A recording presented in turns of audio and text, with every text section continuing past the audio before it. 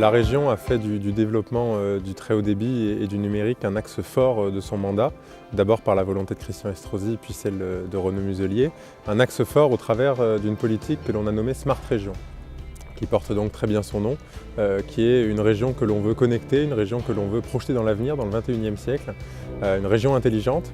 Et pour ce faire, il faut bien sûr des infrastructures qui permettent de relayer cette Smart Région. C'est la raison pour laquelle nous avons décidé d'investir 100 millions d'euros sur l'ensemble de notre mandat pour répondre justement à cette problématique du développement des infrastructures par l'intermédiaire du syndicat mixte ouvert PACA très haut débit. Donc il y a un véritable travail de fond mené par ce chef d'orchestre.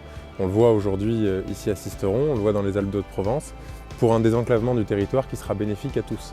Un désenclavement, une réduction de ce qu'on appelle la fracture numérique, qui pose aujourd'hui une forme d'inégalité entre les villes et les espaces densément peuplés et les territoires qui sont plus ruraux. Donc on résorbe cette fracture numérique, on permet le développement de différents usages liés à la médecine, liés à la formation, liés à la silver economy et au développement économique, et c'est tout l'enjeu de notre présence aujourd'hui dans le parc d'activités de Sisteron. Oui, on vient d'inaugurer la fibre ici au parc d'activités. Pour moi, c'est tout un symbole. C'est le symbole de la réussite, c'est le symbole de l'innovation et c'est le symbole du futur. Ça représente le développement du parc d'activités, la venue de nouvelles entreprises. On ne vient dans nos territoires ruraux et de montagne maintenant que s'il y a le haut débit. Et c'est valable pour Sisteron, c'est valable pour toutes les communes rurales de nos départements alpins. C'est vrai que ça coûte cher, c'est vrai qu'on est moins rentable que les grandes villes, les grands départements, mais si on veut se développer et maintenir des populations dans les zones rurales de montagne, il nous faut le haut débit. Dans nos départements qui sont ruraux, l'investissement privé se fait attendre puisque ce n'est pas rentable.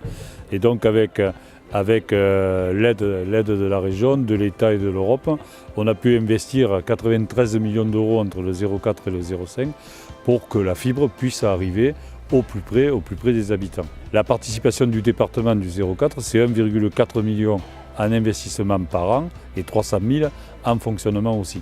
C'est un effort très important qui est fait donc au niveau du syndicat mixte ouvert.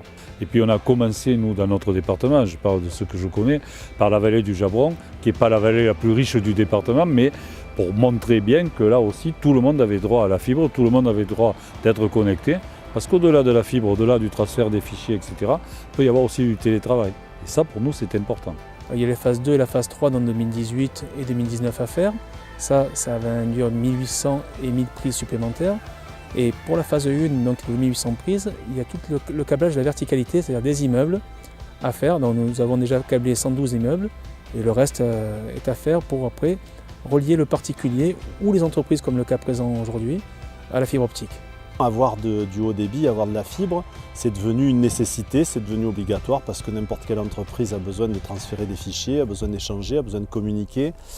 Et ça à travers le monde, puisque en plus dans les Alpes d'Haute-Provence, on a la chance d'avoir une balance commerciale excédentaire, donc ça sous-entend qu'on vend beaucoup à l'international, et notamment sur des pays lointains, sur le grand export.